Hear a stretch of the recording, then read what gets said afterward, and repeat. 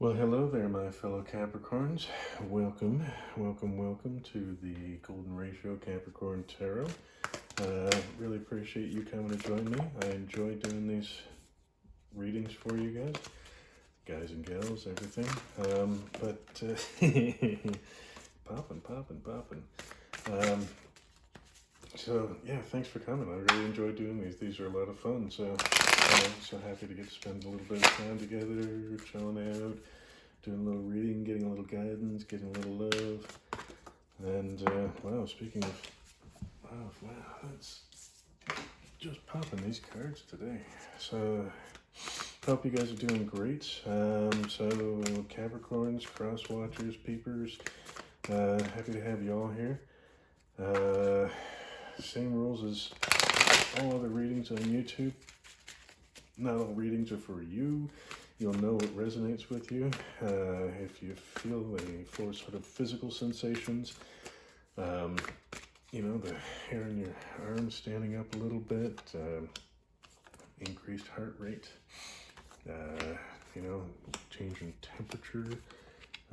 These are kind of guidance for you that, you know, this reading's for you, about you, and going to help you. There's your pop at the bottom of the deck. Remember, I don't get to see that. Even things out. One day I'll get that perfect. So you get to see the bottom of the deck because it is the overseeing energies.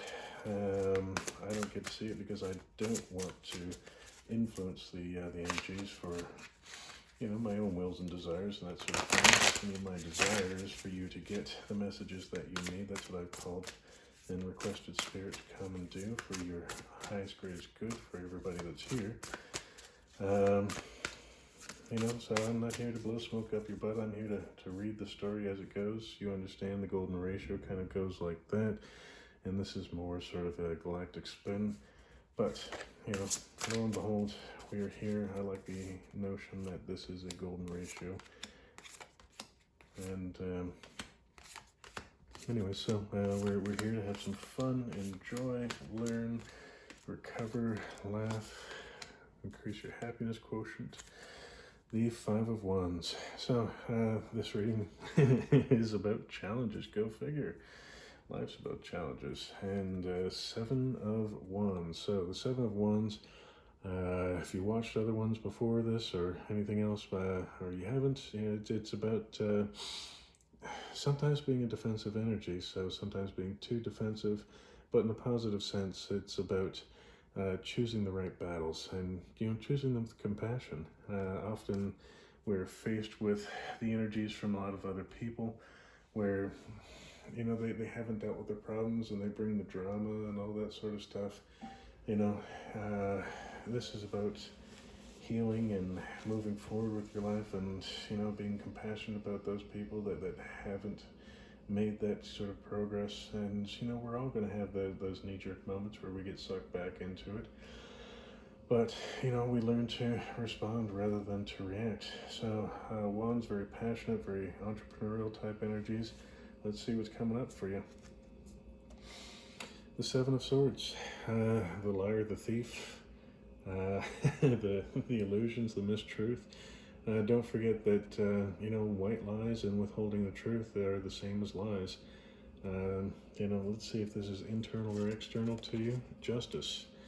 Well, I mean, that's nice to see. Whether the lies are internal or external, justice is coming. Karma will be served. Rebalancing of the energies. And, you know, the truth always avails, right? It's a nice start. The Seven of Cups. So we're back-to-back sevens. The Seven of Cups is talking about sort of indecision, right? I mean, you have all these choices. It's nice to have choices, options in life, to be able to pick whatever you want. But the reality is only one of these cups speak to your heart. And, you know, you need to get clear on what your heart wants and what you want to manifest in your life and the life you're going to want to live. And, you know, picking the cup's going to be easy. So take the time to dig in, meditate, do your thing, and find that wand. Look at this beautiful energy in the Nine of Wands here as the wands continue. The Nine of Wands is about the last stand, the wounded warrior. This beautiful warrior has been through so many battles, gained so much wisdom, knowledge, has endured, injuries and so forth. But she is strong. She is proud. She knows what she wants, and she's really ready to crack heads. And let's get this going. Oh, a lot of excitement here. Okay, the Four of Pentacles, withholding information. So again, we're still around this Seven of Pentacles. I mean, this might be information that was being held from you, or withheld from you, or withheld by you. We know that's just not cool. So, hopefully that information is coming out. And the Two of Wands here kind of suggests that, you need to make a decision about moving forward.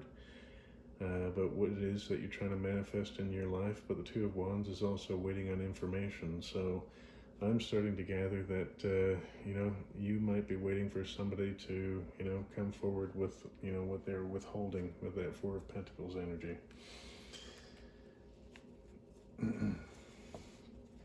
The King of Cups, the compassionate king, as well as being loving, caring. But what I love about this king is he will dip his fingers into his cup.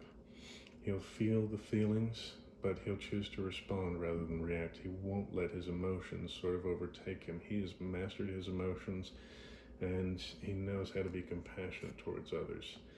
And quite nicely coupled, actually, with the Queen of Swords, sort of almost opposing energy. Yeah, there's a small, cup down here, because she needs a degree of compassion and love in her decisions. She's all about truth, loyalty, honor. I mean, we're coming back here to your Seven of Swords.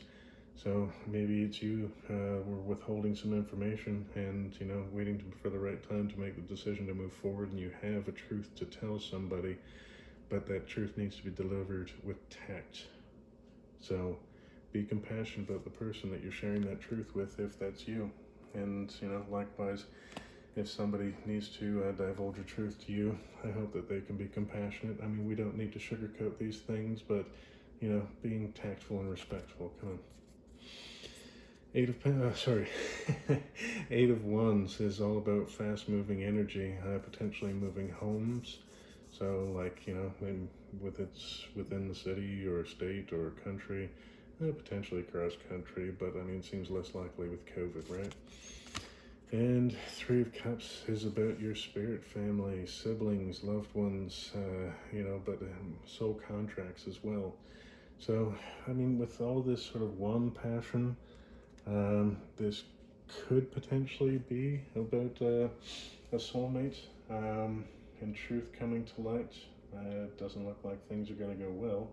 But, I mean, justice will be served. Any sort of mistruths or withheld information are coming to light, and things are moving, and you might be moving on. But, I mean, we still have to wait and see how this plays out. The Two of Wands again. So you're still waiting for information here, and making decisions about the future. The Eight of Pentacles. It's about mastering your energy. It's funny how I almost called the Eight of Wands the Eight of Pentacles. Mastering your craft. This could be about mastering your compassion and your truth-telling skills, but it's more often not mastering your craft in the workplace. Not sure how that's playing out, but playing in this truth realm, I would say it would play into that, you delivering that truth in a tactful way that's honest. Queen of Swords, again, right here, truthful, loyal, honest, a little bit of tact, or perhaps she needs a little bit of tact. And perhaps this leaves you with the Four of Cups. You have this kind of meh face going on here. There's 3 cups that have been lost. There's this 4th cup coming in as a gift from the universe, which is sometimes a tower moment. Shaking down the situation here, breaking down the ego. But I mean, here's this gorgeous energy coming in, and she doesn't even see this. you know, this could be coming in from your soul family or soul contract. And it's sitting right here beside that Nine of Wands. Interesting. Well, we'll have to see how that develops, right? The Knight of Cups, Prince Charming. So, oh dear, Prince Charming is lovely. He has all the tact that we keep talking about here, but it's often a lot of fluff, right? Makes you feel good, but doesn't get you anywhere. The Ten of Pentacles, on the other hand, is about sharing your wealth in abundance. Because you have so much of it, you can share it with, you know, the people that you love. It's kind of an interesting contradiction. We go from this very truth-telling energy and, you know, difficult and waiting. There's this sweet-talking knight comes in, and he's talking about a lot of money. And, wow, that's kind of interesting. Maybe this is the truth that you're withholding. Nine of Cups, wish fulfillment. Yeah, it's a mini star moment basically, and it's coupled here with a gift from the universe, the Ace of Cups. So cups, lots of compassion, lots of love, and your Knight of Cups right behind this. Maybe the truth is that you've met your Knight of Cups. She is wealthy, makes you very happy. It's your wish. And, you know, your gift from the universe, and you just need to be honest and forthcoming about that, right? The Magician, that energy is about pulling in all the elements, right? Earth, air, water, fire, and ether, and bringing it together to make something that didn't exist before. You know, old sort of alchemists would be trying to turn lead into gold. The Knight of Swords, sorry, that's your manifestation power. The Knight of Swords here, he's successful, he's aggressive, he's truthful, he's loyal, he's honest, and he comes in hot, quickly. You know, very quick air energy. So I'm right here above your Queen of Swords and King Cups. I don't know, maybe you're creating something, and, you know, part of that creation is the gift that comes in that Nine of Cups there too. Another pentacle, the Ace of Pentacles. Well, maybe this is what you're trying to create here. So back here to your Ten of Pentacles, maybe Prince Charming, you know, had his 10 pentacles and you're manifesting your own. Yeah, aces are gifts from the universe. Pentacles can be more than money, can be time, effort, attention, and it's coupled with the Four of Swords. You know, the Three Swords here are prior battles that have been won. You're still alive, you're still kicking, you've learned your lessons, you're wiser, stronger, but you need a little bit of rest before you continue on with the next battle, your next challenge.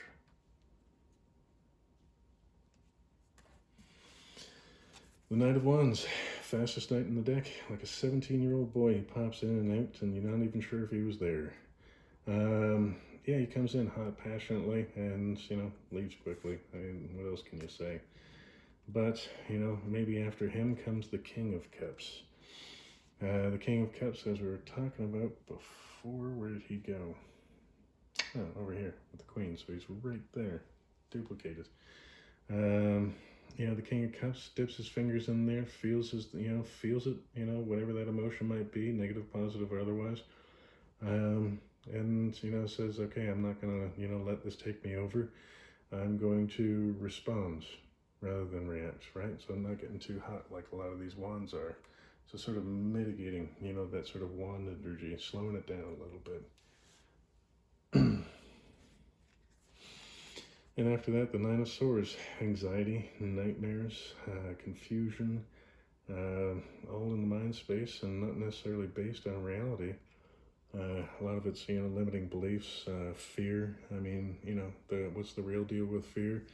You know, fear's there to try and, you know, steer us away from getting eaten by dinosaurs and stuff.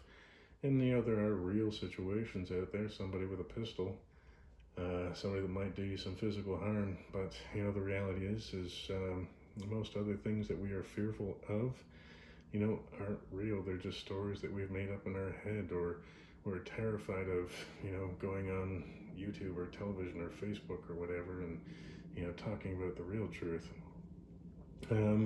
you know, whatever the deal is for you, I mean, you can overcome it, right? And here it is. Perhaps what you're fearful of is that this is your Two of Cups, your spiritual connection, because it's right here beside your Three of Cups, which is your divine connections, your soul family, perhaps your soulmates. Interesting series of events. So it kind of looks like truth coming up, some movement, action, a little bit of apathy. Prince Charming comes in. It seems like your Nine of Cups, you're sort of creating this, bringing in this Ace of Pentacles. It kind of comes in hot and you slow it down a little bit because you're afraid. And this might very well be your soulmate. Very interesting. Curious how this justice plays out with this lie, and how we talked about before with the four of Pentacles. You know, the information being withheld. Okay, well, I mean, it looks like all this is going to kind of sort itself out. Just, you know, I mean, if this actually is your Prince or Princess Charming that's kind of coming in here at the tail end after ending something else, this might very well be your Two of Cups, your soulmate. Would really like to wish you luck. Looks like there's, again, you know, just to confirm here, there's a couple waiting periods, but there's some aces here, some gifts from the universe, and it looks really positive. Whew. Well, that was pretty exciting, guys. I'm going to cut it here. Thank you very much for your time. I hope you enjoyed this. I hope this was helpful. You know, if you think this might apply to a friend of yours, sounds like their story, share it. Maybe they'll dig it. But otherwise, you know, I hope to see you back here soon. All right, take care. Good guys. Love and light.